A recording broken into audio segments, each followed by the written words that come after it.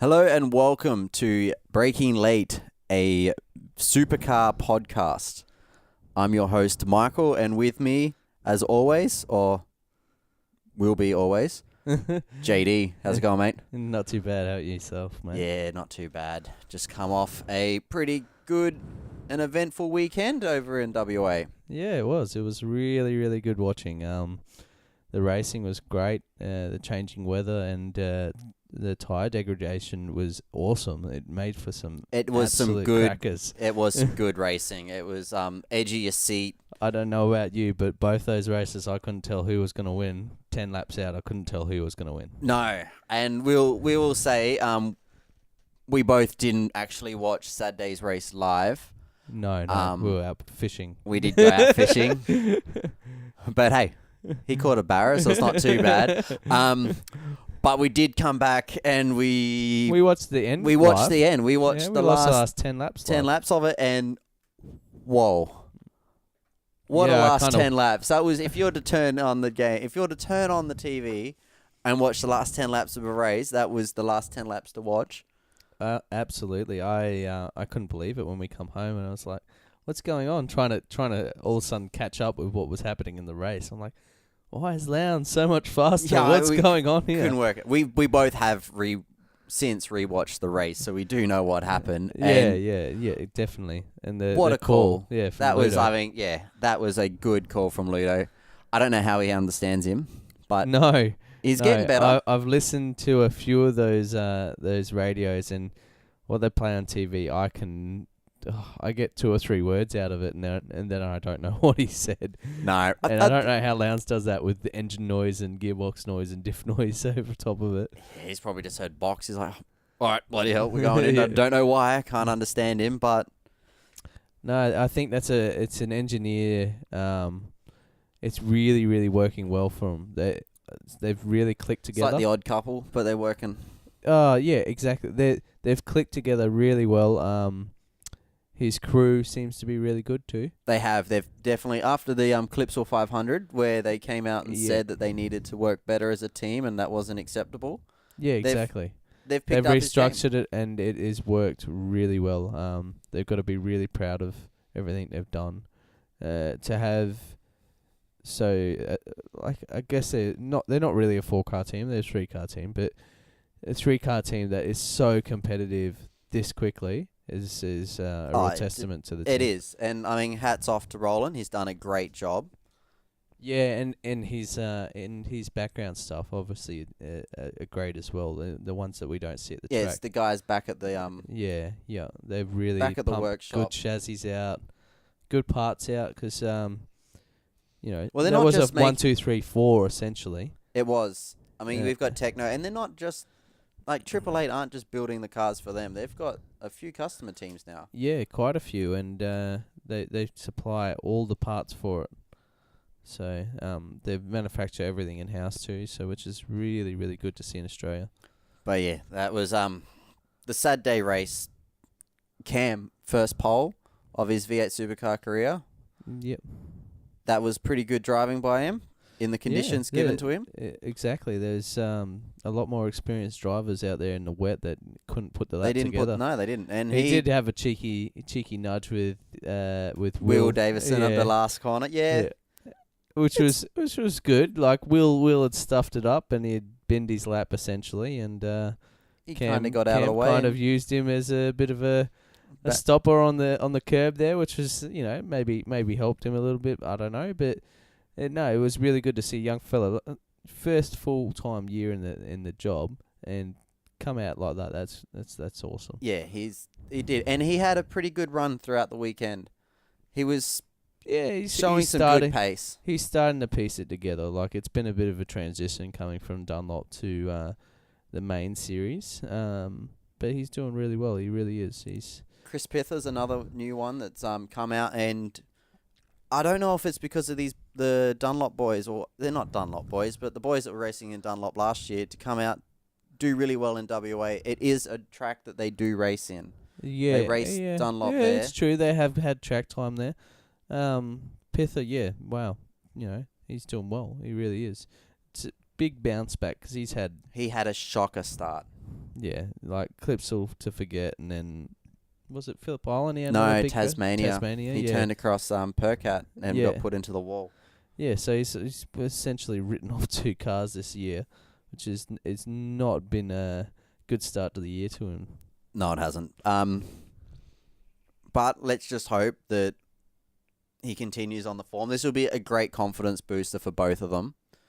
Definitely. Waters, you could see it's helped his confidence, and Pither as well. It will be interesting to see how they go at Winton.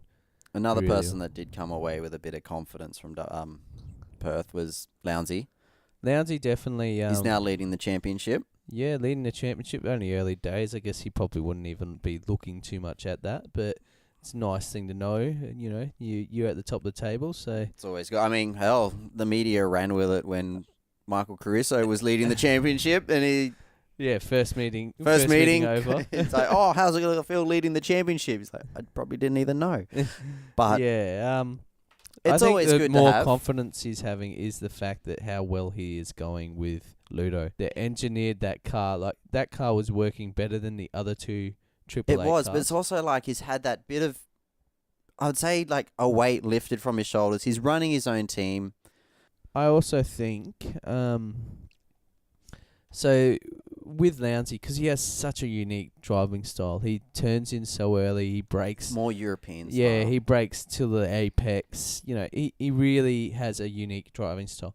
So when he was maybe at Triple Eight, maybe they were setting his car up a little bit more like a Wing Cup car and stuff like that, which is more traditional. You know, Well, he still keep did it come brakes- second brakes last straight. year. Oh yeah, no, I'm not doubting it, and they did great job at Red Bull. But maybe Ludo's had some sort of I don't brought know. some It's more early European days. with It's him. early days. You know, it's his first meeting where he's looked pretty dominant Yeah. this year. Like, it is early days. He did maybe back they it up just with clicked. the third maybe they on just- Sunday. Yeah, maybe they just clicked at this meeting. But it'd be interesting to see for the rest of the year whether that the setup style that Ludo's going with, that seems to be working quite well for Craig, whether that continues. You know, whether it continues into the end of the year. I can't wait for Bathurst to see how, whether different setup or whatnot. That's It's already gonna a be bit of a awesome. master I mean, of that Bathurst hill. is always awesome. Yeah, so But yeah, and it was really good to see Frosty chalk up a first win for his title defence.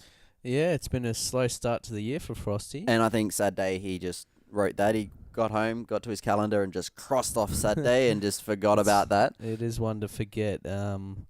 It all, well, yeah. It all went pear-shaped. He just didn't have the pace on it. He had that off coming into the final turn. Yeah, exactly. He got And- spun. yeah, and it really, it was all going wrong from when he went off. Or probably when he left the pit bay in the start of the race. It just was not a good race for him. He didn't shine, and he admitted that. He said, this is a bad one. I'm gonna scratch that one off and forget about it, And he did. move on.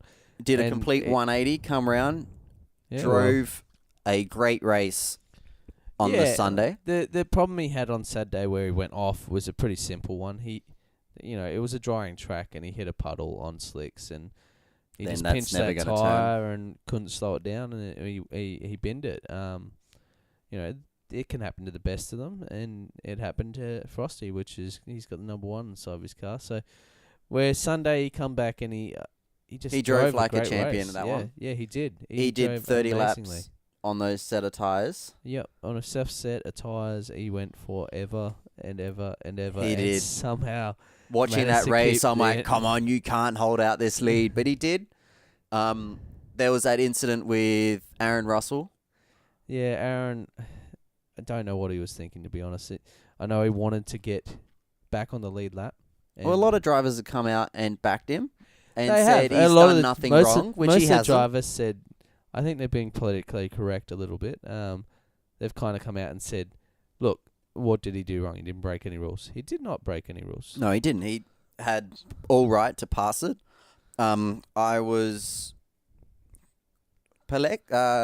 complexed when he passed him, only because he got the move done, But then he didn't drive away from him. And I thought, well, then you've now got McLaughlin and Lowndesy coming up right behind Frosty. He's going to get blue flagged. Yeah, it did get to that stage. I think if the race was 5 laps more, he would have been blue flagged. Yeah. And Frosty wouldn't have won. No. He dragged a weak car. Like, Frosty's car was limping. He was losing pace. I mean, the other two were just catching him at a rate of knots. They were just flying down. I think they were about 0.6 of a second a lap. Yeah, and then there was that lap where he got past and he lost 1.5 seconds on it alone. Yeah, it was a reckless move. If the shoe was on the other foot, I don't think he'd be happy about it. Yeah. So if he was in the lead and Frosty was not battling, he was battling for 24th. Well, he wasn't battling. He was in 24th position with nothing to gain other than not the bit of pride of finishing on the lead lap. It wasn't as if it was halfway through the race and he was hoping for a safety car so he could get back up to the field and whatnot. It was. The race was done and dusted. Who impressed you the most in WA? It's pretty simple. I think it was the same for everyone. Lowndes. Yeah, Lowndes. Yeah, definitely. Yep. If we're going to the race wins, not race wins, like back in the old days when you had the round wins, hand that round to Lowndesy. Yeah. He drove. I think Chris Pither did a great job. He didn't impress me the most. No, he just was good and up-and-coming driver there. Waters had a lot of pressure on him to start from pole for the first time. And he did a great job. He did drive away at the start. He got away, actually. He did. He did get away. It helped that the cars behind him got stuck in a little bit of a battle, and he could use that to his advantage. Yeah, good on him. In the end, Lowndesy, you got driver of the round. And Scotty seemed to do pretty well as well. Championship. The championship. So the current standings at the Coates Hire leaderboard. Craig Lowndes up in the lead, 894 points. He's doing really well at the moment, actually. He's leading Jamie Whincup by 42 points, which... Still solid effort from it is. Jamie, especially from a bad weekend. He struggled in Perth, but still to come out second. I think he came in leading the championship. Yeah, he did. McLaughlin's doing really well too. GRM, I did not expect them to be up so high. If you told me last year that they were going to be right up the front, I think they can... I always knew they could battle for wins, but yeah, agreed. they've been that last year. Their inconsistency really hurt it for them, and I sort of not lost hope, but I wasn't worried about them with the championship. Yeah, and I wasn't at the start of the year. Yeah, I agree. I thought they were more like maybe a step ahead of BJR and stuff like that, but I thought they were along that sort of lines. They're just there to get wins. Frosty's in fourth, 78 points behind Lowndesy. He's still in... He's still in contention? Contention, yeah, definitely. This championship is not running away from anyone. No. Shane's doing all right in fifth. I think Shane definitely needs to pick up his... same with Winterbottom. They both need to pick up their consistency. They do. Their bad weekends really hurt them. Yeah, they're both very fast, but their bad races are killing their championship contingent. Will Davison, I think he'll be pretty happy. I think he'll be pretty happy. He's sitting in sixth. So next up, we've got Garth Tander and James Courtney in 7th and 8th, which doing quite well. Yeah, that's a solid result. Yeah, for cars that can't seem to qualify that great, racing wise, they're better race cars than they are qualified. It is funny. They have glimpses every now and then where they're good. Courtney was great. I think it was race 2 of Calypso. Yeah, race 2. He won. Back to back. That's 2 years in a row. It was great. They looked like they had genuine car pace. Yeah. They were quick. They looked promising at the start of the year. And this happens every year. Same when they go to Townsville. Yes, HRT if you're going to do a V8 supercar tipping and Townsville comes up, just put HRT up there. Especially Courtney. I don't know what it is with Courtney, but Townsville he seems to really click. He goes so well there. And I don't know if they just get their setup absolutely perfect there. They just seem to come out of the box and they're race winners. Followed up, we've got a trio of Nissans. Yeah, we have. We've got Rick Kelly leading Michael Caruso, and then Todd Kelly down in 11th. I think they'd be happy with that. That's two Nissans in the top 10. There's not much between Rick and Caruso either. There's only a few points. There's 6 points within it, and the one that's surprising me, which is coming in 12th, is Chaz. Chaz hasn't recovered. No, I did not expect that. I expected him to be a step behind Winterbottom, if not with Winterbottom. Yeah, just jumping down a few. Scotty Pye and Fabian. 15th, 16th. Yeah, Fabian's only just ahead of Scotty. This time last year, I thought Scotty was losing his drive. Yep. When the rumours started to circle about Fabian coming to... I thought they've only got one car. Scotty's lost his drive. And that's a bit of a worry. I didn't want that to happen. He's a good driver. He's had more than his fair share of bad luck and big crashes. And remember that one in WA, I think, is not last year. The one that I picture in my head is actually Tasmania. Do you know what? Do you picture the guy that running that hits the... I don't know. If you guys haven't seen this, I'll put it in the show notes and we'll have a link to the video. But Scotty just flies. He was a brake failure, wasn't it? He went straight across the inside of the corner, out the other side of the corner, across the gravel trap, and straight nose first into the tire wall. The car just lifts up. The arse end nearly, it nearly end-over-ended. And then there's a slow mode of this one guy, and he's in the crowd, and he's just shitting bricks. Yeah, he legs it. He's turned around, and he's running to the Highland. He's out of there, and right next to him, there's this old lady, and she doesn't flinch. No, she just sits there and is like, "My time has come. I've had a good life, but now it's over." No, and for him to come back from those crashes, he's had big crashes. He's had 3 big crashes, but they scar you. They really do. They really, next time you get in the car, he'd be thinking about them. And for him to come back and be so fast and still push it so well, it's a real testament to him. I think he's really well. I think another testament to him is the fact that Roland Dane is his manager. So Roland Dane ain't no slouch in picking talent. He put Whincup in a car when Whincup was getting dumped. By Gary Rogers. Yeah. The thing I do like with the car of the future is every weekend we go to, we can't tell. You get things like Cam Waters qualifying pole. You can't tell who's going to win. No. So Winton could bring out some more, jokers in the pack. It could be... We've got 8 different race winners from 9 races. Yeah, you could have someone down the back there come all the way up and win. It is good. Pertec Endurance Cup. Todd Kelly has announced his driver. Yeah, it's really good to see the Kelly nice young boys. guy. Yeah, Kelly boys bringing through some talent.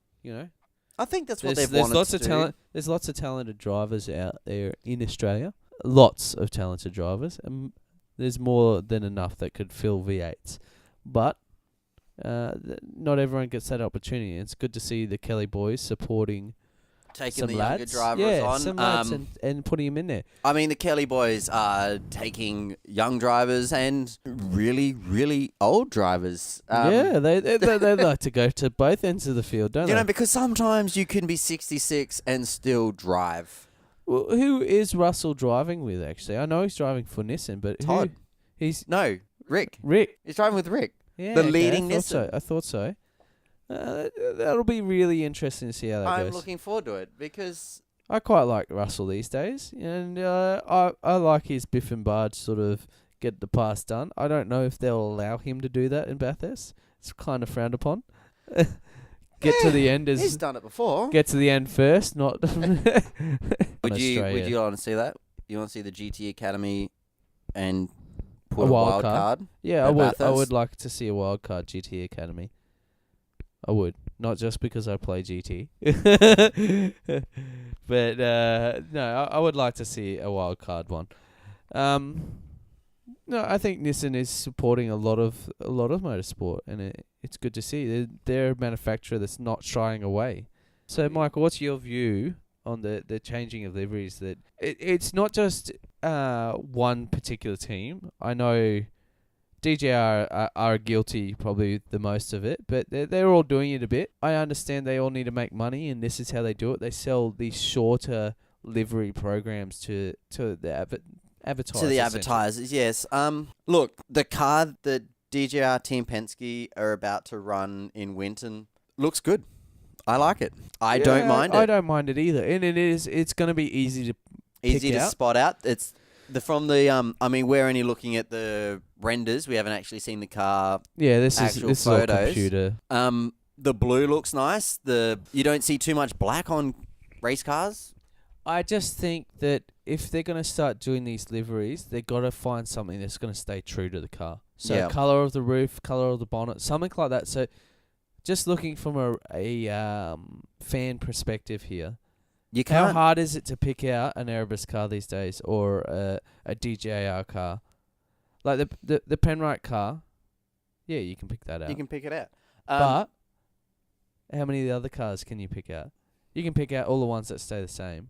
I like the traditional. This is our race car, and we're racing it, and it looks the same. I don't know how this goes with them. I know the teams don't make huge amounts of money off merchandise, but it must be hard to sell a DJR Team Penske shirt if they change every week. So we're coming up to Winton. Yeah, Winton. That's a bit of a voodoo track for Triple Eight. Triple Eight.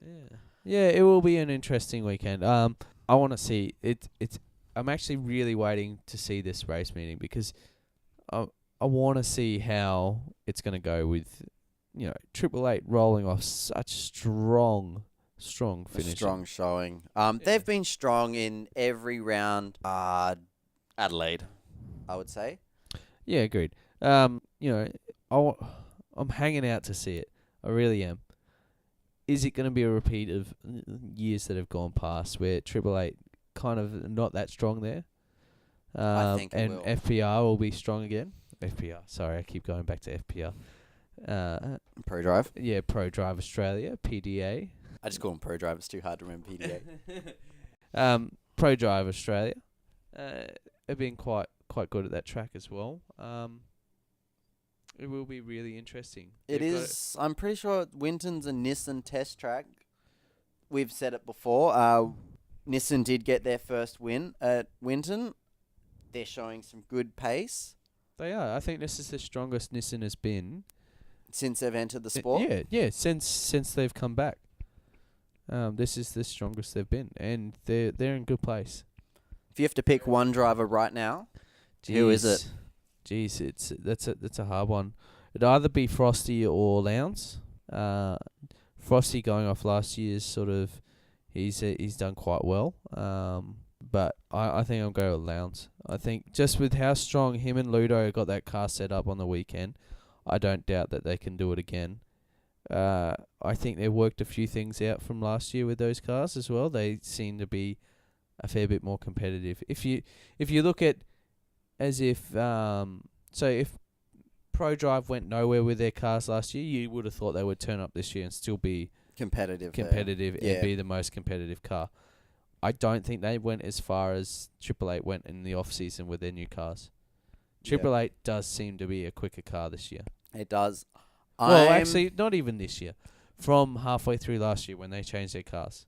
When Whincup got that new car and he was untouchable for the rest of the season. Yep. I'm leaning towards McLaughlin. Scotty? I think Scotty he's had a good run. He's got some confidence. Yeah. Yep. Good car. So you're going to go with Triple Eight and Lounsey. I'm going to go with the Ludo and Lowndes combination. I think the way Ludo looked so confident after that last meeting, there's something there. I think they found something in that car. Yep. I honestly think Like I'm going to I think GRM just because I'm really hoping. Yeah. I'm hoping that they're just going to bust out this season and just really show Volvo what they can do. But Pro Drive will be strong. And that's another one too. Like with Volvo now pulling out of it, I hope that I hope that Gary and Scotty can really pull out some good finishes this year. so that they can bring some more sponsorship back in that team. They're a low budget team as well, and they're doing really they well. They don't have a huge budget, but and they're smashing it. So we need them to get sponsors again. So let's just talk about Formula One. Formula One, yeah. Red Bull. Spain. What the hell's going over in Red Bull? It's a big change, and honestly, I watched practice last night, and it looks good. It does. Everyone's very I happy. have seen the images. I haven't seen the practice, but Danny Ricciardo with number 3 on the car and Max with 33. It makes sense. Looks good. It does. You've got to put the fact that Danny Kvyat's been put back into Toro Rosso. Put that to the back of your head. Forget about that for a second. What was going to happen with Verstappen at the end of this year? He was going to Red Bull. Was he going to Red Bull, or if he didn't going go to Red Bull, he was going to else. Ferrari. Exactly. They're crawling over each other to get him. He was the hottest property in Formula One. Yep. Red Bull will always attest to the fact that they had great driver contracts that lock them all their young drivers down. But these big teams will are pay happy it out. to pay for it. I think they didn't have much of a choice. In other news, have you seen the McLaren wing? Jeez, that's complicated, isn't it? Can you fit more on that wing? It looks more complicated than a fighter jet. It must I like cost it. a bit. Yeah, it's. I like it. I hope it works. I really do. Too. I don't know what they come up with. It did look promising at the end of practice too, but they were quite quick compared to the start of the weekend. So the start of Friday practice. Yep. They were a lot faster. I think Button was in top 10. So That's all right. That's a good I'm showing not sure for if him. that's right, but I'm pretty sure he was in the top 10, which was really good. I think they'll be really, really happy with that. So, quick prediction tonight. Sorry, we're recording this on Saturday the 14th. So qualifying is on tonight. So for Spain qualifying, I'd say Nico. Oh, I want to say Rosberg, but I reckon Hamilton pole. Rosberg second, obviously. All right. I'm gonna go Vettel. Race winner. Will Nico go 8 in a row?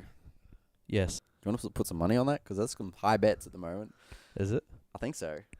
I think Nico's got He's got the confidence, and I don't think anything can stop him at the moment. Other than car failure, he's driving different this year. Okay, so if you look at the times where him and Hamilton were actually battling, he's now battling like Hamilton was 2 years ago. Yep. He will drive Hamilton into the sticks. He gave Hamilton racing room where Hamilton didn't give him any room, and now he's not giving him the space. Yeah, He's like, exactly. "Nah, this is cut, and it is brutal. This is back to Formula One being cutthroat. There's the one person you got to beat is your teammate. If your teammate happens to be the world championship winning driver for the past 2 years, you got to start just squeezing him out. And to be honest, he hasn't had needed to do that because Hamilton's car hasn't been there. Yeah, I was actually watching the Inside Line the other day, and they were reviewing Hamilton's run this year, and the fact that it looks like it's all down to bad luck. I think, don't quote me on this, but I think he's got like a 40-odd point. 49. 49? 49. Yeah. I'm pretty sure it's 49. 49 to 50 point deficit to Rosberg. And they attributed, or is it 43 points, maybe?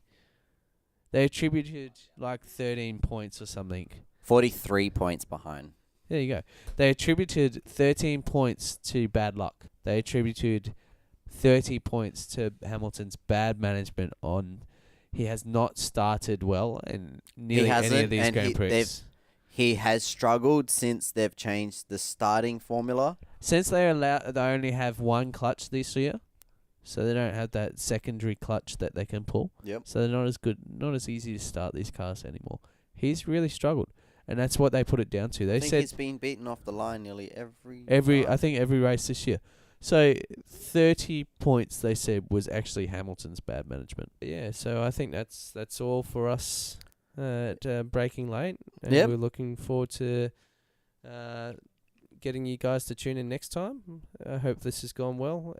Probably send us any hints and tips that you want us to talk about it next Yeah, if time there's or anything whatnot? you guys want, hit us up on Facebook. We're at Breaking Late. You can email through to the show at breakinglate@gmail.com. We've got our breakinglate.com website. We got the Twitter handles at Breaking Late. Hit us up on everything, on all the social media. Let us know if you like the show,